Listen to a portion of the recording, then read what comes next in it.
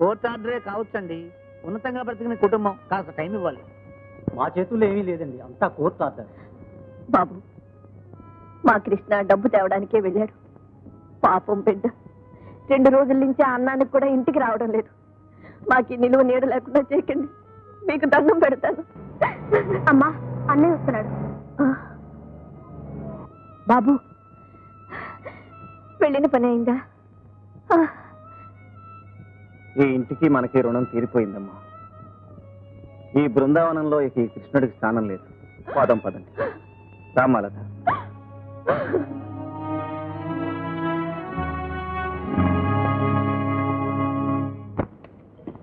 రండి బాబు రండి. ఇదే ఇల్లు. ఇదిగో ఇది వంటగది, బెడ్రూము, నా పక్కన వరండా, ఎదుర్కొంటా నువ్వు. అట్టెంతండి? బ్యాంకులో పనిచేసి ఒక ఆయన వచ్చి 300 ఇస్తా అన్నారు. మీకు అంతే అద్దె చెప్పమన్నారు మా లేడీస్. 300? ఏమండి, అద్దెలు ఎంత ఉంటాయో నాకు తెలియదు. ఈ ఇంటికి 300 ఎక్కువేమో. ఈ మాత్రం ఇల్లు ఉంటే ఈ ఊళ్ళో 400 తీసుకుంటున్నారు ఆత్రపు మనుషులు. మా లేడీస్ మంచి లేడీస్ కనుక 300 చెప్పమన్నారు. అడ్వాన్స్ 3 నెలలు అద్దె 900. అంత తెచ్చుకోలేనండి. చితికిపోయిన కాపురాన్ని మళ్ళీ చేర్చుకోవాలి. తినేందుకు పళ్ళాల దగ్గర నుంచి పప్పు ఉప్పు అన్నీ కొనుక్కోవాలి. నెలకు 200 ఇస్తాను, కాదనకండి. అది కాదండి, మా లేడీస్. ఆవిడకి నేను నచ్చి చెప్పుకుంటాను. ఈ డబ్బు మీ దగ్గర అడ్వాన్స్గా ఉంచండి. నా కాళ్ళ మీద నేను నిలబడిన తర్వాత మీరు అడిగినంతటే ఇస్తాను. వస్తాడు.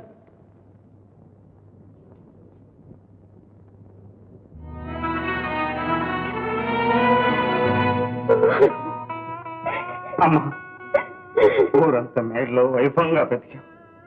ఇంత చిన్న ఇంట్లోకి నిన్ను తీసుకొచ్చా. నన్ను మన్నించమ్మా, బాధపడదు.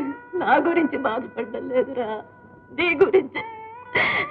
లక్షలు దానం చేసిన కోటీశ్వరుడు బిడ్డగా పెరిగా ఒక్క 100 రూపాయల కోసం సరుకులు తెచ్చుకోవాలి, తినే కంచాలు తెచ్చుకోవాలంటూ నువ్వు ప్రాధాయపడుతూ ఉంటే అది చూడ్డానికేనా నేను బ్రతుకున్నాను అన్నదేరా నా బాధ. ఊరుకో, చేతిలో డబ్బు లేకపోయినా నా కండల్లో బలం ఉంది, ఒంట్లో ఓపుకుంది. నేను మిమ్మల్ని బ్రతికించుకుంటాను. Mister Krishna, I'm so sorry. మమ్మల్ని అందరినీ ఆదుకొని నిలబెట్టిన మహానుభావులు మాధవరావు గారు. వారబ్బాయి నా ఆఫీసులో నా చేతి కింద గుమాస్తాగా పనిచేయడం నాకు ఇష్టం లేదు. కావాలంటే కొంత డబ్బు ఇస్తాను, అవసరానికి వాడుకోండి. వద్దు సార్, మా నాన్నగారి పేరు చెప్పి అడుక్కోవటం నాకు ఇష్టం లేదు. Thank you very much. ఎవరయ్యాదే? బురదబండి బుల్లోడా నువ్వా? రోజు నా మీద బురద చల్లేవాడి, ఇవాళ నీ మీద పడినది చూస్తివా? అవును, నడిచిపోతుండవు, నీ బురదబండేదయా? లేదు. ఎన్నా చెప్పా, చెడిపోయిందా? పోయింది. పోయిందా? ఏ? కారు, ఆస్తి, ఇల్లు అన్నీ పోగొట్టుకుని పొట్టకూటి కోసం ఉద్యోగాల వేటలో తిరుగుతున్నాను. అడాడాడాడా, ఎన్నడా మురుగా, ఏమయ్యా పాపం? ఇట్రా రాయ్యారా, ఇట్ట కూర్చో. అయ్యో, రేత్రికి రేత్రి ఎట్టాంటి మనిషి ఎట్టాకైపోయావు? ఇదంతా ఏదో కథలాగుండదే. బురద బండేసుకుని జామ్ జామ్ అంటా తిరిగేవాడివి. అవును, నీ ఓళ్ళంతా ఏరయ్యా? ఒక చిన్న ఇల్లు అద్దెకి తీసుకుని అమ్మని చెల్లెల్ని అక్కడ ఉంచాను. ఇప్పుడు వాళ్ళని పోషించడానికి ఉద్యోగం కోసం వెతుకుతున్నాను. ఉద్యోగమా? కాని కాలం వచ్చి పడింది కదయ్యా. 10 మందికి ఉద్యోగాలు ఇచ్చేవాడివి, ఇప్పుడు ఉద్యోగం కోసం వెతుకుతుండావా? అయితే ఏ పని చేస్తావు? ఏ పనైనా సరే, అమ్మకి చెల్లెలకి గుప్పెడు మెతుకులు పెట్టగల పని ఏదైనా సరే చేస్తాను. అయితే కూలి పని చేస్తావా? కూడు పెట్టే పని ఏదైనా ఒకటినయ్యా. పని దేవుడి పూజలాంటిది. నువ్వు సరేనంటే చెప్పు, వెన్న పనిపించేస్తా. ప్రతి ఎందుకయ్యా అట్ట చూస్తావు? మనిషికి మనిషి తోడు నిలవాల్సింది కష్టాల్లోనేనయ్యా, సుఖాల్లో కాదు. నీకు అది తింటుంటే నా కడుపు తరుక్కుపోతుంది. పోలే, అంతా మన మంచికి జరిగిందనుకో. ఇక నుంచి నీకు తోడు నేనుంటానయ్యా. ప్రతి నా డబ్బు తిని దర్జాగా బ్రతికిన స్నేహితులు, బంధువులు మాట వరుసకు కూడా నాకు తోడుంటామని అనలేదు. తోవలో ఎదురైందానివి నువ్వు నా బ్రతుకి దారి చూపిస్తానంటున్నావు. నువ్వు నా కళ్ళకి దేవతలా కనిపిస్తున్నావు రత్తి. ఎందుకయ్యా అట్ట పెద్ద పెద్ద మాట్లాడతావు? రేపు పనిలోకి వచ్చే పద. ఇదేనా మంజు, నేను నీ పేరుతో ప్రేమతో కట్టిస్తున్న తాజ్ మహల్ ఎలా ఉందో చెప్పు. చెప్పరా. చాలా బాగుందమ్మా. అది కాదమ్మా, ఇక్కడి నుంచి చూస్తే ఈ తాజ్ మహల్ చార్మన్నారే కనపడుతుంది, అట్నుంచి చూస్తే ఇంకా అందంగా కనిపిస్తుంది. అబ్బాబే, తాజ్ మహల్ చూపిద్దామని మరి ఏ దురుద్దేశం లేదు. చిచి దరిద్రపు కూలి వెదవులు ఒక్కొక్క నోట్లోనూ ఎలక్ట్ చచ్చిన కంపు బావా ఎర్రటి ఎండలో కంపు వెదవుల మధ్య నన్ను పడేసి నువ్వు కాళ్ళు షికాలు చేస్తున్నావా? ఇంకెంతసేపు రా? ఒక 2 నెలలు ఓపిక పట్టు. కష్టపడితే కానీ పైకి రావరా? వెళ్ళి పని చూసుకోపో. మంజు రారా, ఎండలో కందిపోతాం. ఎండలో కందిపోతావమ్మా నాడు. నువ్వు ఇక్కడ మధ్యలో పడగల పడగా నువ్వు ఇక్కడ ఆనందం పదండి అమ్మా అంత ఎనంగా కాదు, కొంచెం బాగా వెళ్ళండి. ఏరా ఏమా అనుకుని ఊరంతా బల దూరుతారు కంటే ఇక్కడ ఎర్రటి ఎండలో పడి మేము తస్తాం. అయ్యయ్యో, అంత అన్యాయం జరిగిపోయింది అమ్మా పాపం. అవునయ్యా, పాపం బిడ్డ ఆస్తి కారు పోగొట్టుకుని పని కోసం తిరుగుతా ఉండాడు. మన కాడ పనిపిస్తానని చెప్పినానయ్యా. ఈ దొరబాబుకు మనం ఏం పని చూపిస్తామమ్మా? కూలి పని చేయడానికి సిద్ధపడే వచ్చానండి.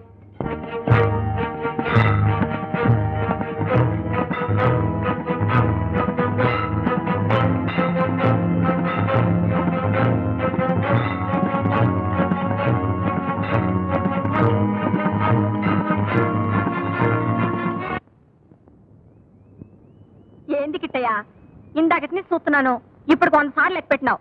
అయ్యి 12 రూపాయలు, 10 ఏం కాదు. ఇవి నా చెమటతో తడిసిన నోట్లు రత్తి, నా కష్టానికి ఫలితంగా దొరికిన నోట్లు.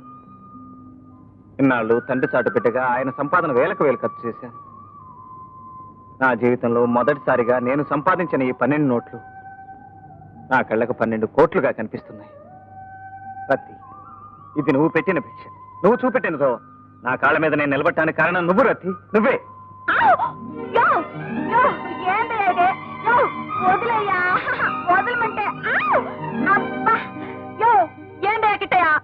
இந்த மாதிரி हवा में गिरगिरे घुमा के दुबुकने కింద ఉట్టిరియా దొడ్డ మనసప్ప నీవో. ఏమిటిది? గాల్లో తిప్పేసరికి కళ్ళు తిరిగి అన్ని భాషలు గుర్తొచ్చాయా? ఏమిటి నువ్వు అన్నది? ఇట్ట గాల్లో గిరగిరా తిప్పి దబ్బుక్కున కింద పడేయడం తప్ప నాకేమి ఇచ్చుకోవా అని. ఇవ్వాలనే ఉంది రత్తి, నువ్వు మర్చిపోలేనిది ఇచ్చుకోవాలనే ఉంది. ఏంటో అది? రతనాల రత్తికి ముత్యాల ముద్దు. ముద్ద వద్దు.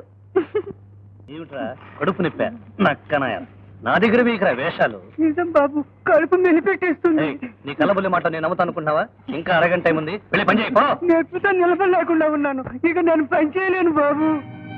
పని చేయలేవా? కూలి కావాలా? పోరా.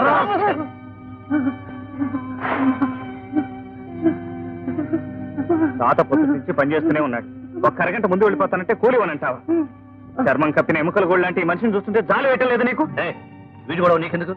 వెళ్ళి పని చేసుకో. పొద్దుటి నుంచి చేసిన పని కూలి మాట ఏమిటి? ఎందుకేవో? అది నా ఇష్టం.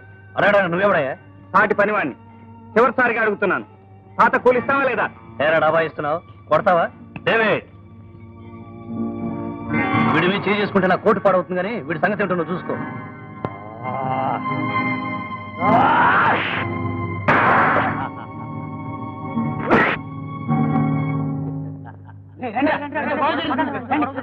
కిట్టయ్యా, ఏంటి అది?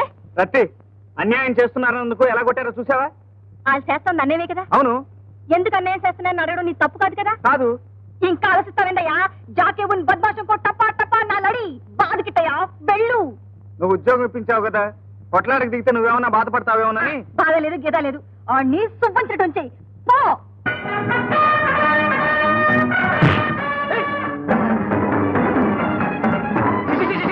వాడిని కొట్టరా?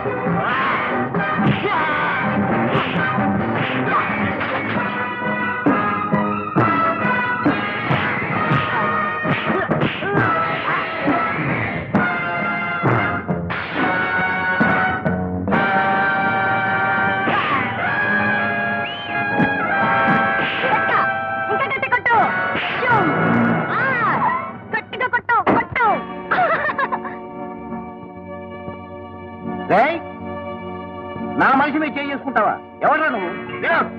సాటి మనిషిని పశువు కన్నా హీనంగా చూసే ఇలాంటి చోట నువ్వు నా కాళ్ళు పట్టుకున్న ఒక్క క్షణం కూడా ఉండను. ఏమైంది? ఎవడో కూలి మీద కూలి ఇవ్వనంటే వీడికి ఇంత పౌరుషం పొడుచుకొచ్చింది. ఎవడీడు? ఏమో మొన్న పనిలో చేరాడు. అయ్యా, ఒక చిన్న మాట. అతను ఎవరో కాదు, మాధవరావు గారి అబ్బాయి కృష్ణ. ఓ ముఖ్యమైన విషయం మాట్లాడదామని వచ్చాను లత. మా నాన్నగారు నాకు వేరే సంబంధాలు చూస్తున్నారు. ఆయన్ని ఎదిరించలేను, వేరే పెళ్లి ఒప్పుకోను. ఎంతో మదనపడి చివరికి నిర్ణయానికి వచ్చాను. ఏమిటది? మన ఇద్దరం ఎక్కడికైనా వెళ్ళిపోదాం. ఈ పెద్దల పంతాలు పట్టింపులు లేని చోట హాయిగా పెళ్లి చేసుకుందాం. ఏ మాత్రం ఆలోచన చేసినా మన ఇద్దరం దూరం అయిపోతాం లత. ఏడాది క్రితం పరిచయమైన నీ కోసం కని పెంచిన తల్లిని కళ్ళల్లో పెట్టుకొని చూసుకునే అన్నని వదులుకోలేను ప్రవీణ్. నాన్నగారు పోయిన బాధలో అమ్మ కంటతడి ఇంకా ఆరలేదు. అమ్మ కోసం, నా కోసం మా అన్నయ్య పడుతున్న మనక్షోభ తీరలేదు. ఇటువంటి స్థితిలో ఉన్న మా అన్నయ్యకి చెల్లి లేచిపోయిందన్న అవమానాన్ని కూడా కల్పించి నీతో రాలేదు ప్రవీణ్. లత, అన్నయ్య, అమ్మా లత, బ్రతుకు భారమై ముఖ్యమైన బాధ్యతలను మర్చిపోయానమ్మా. ప్రవీణ్, నీ పెళ్లి నేను జరిపిస్తాను, అతి త్వరలో జరిపిస్తాను. మిమ్మల్ని వేరు చేసే అధికారం మీ నాన్నగారికే కాదు, ఆ భగవంతుడికి కూడా లేదు. ప్రేమను తిండి పెట్టవు కృష్ణ. బ్రతకాలంటే కుప్పలు కుప్పలుగా డబ్బు కావాలి. ప్రేమ గుండిగల నిండా ఉన్నా లాభం లేదు. మా వాడికి ₹1,00,000 కట్నం ఇచ్చి అమెరికా పంపిస్తామని సంబంధాలు వస్తున్నాయి. అంత డబ్బు నువ్వు ఇవ్వగలిగితే మాట్లాడు, లేకపోతే నీ దారి నువ్వు చూసుకో. నా టైం పాటు చేయి. గోపాలరావు,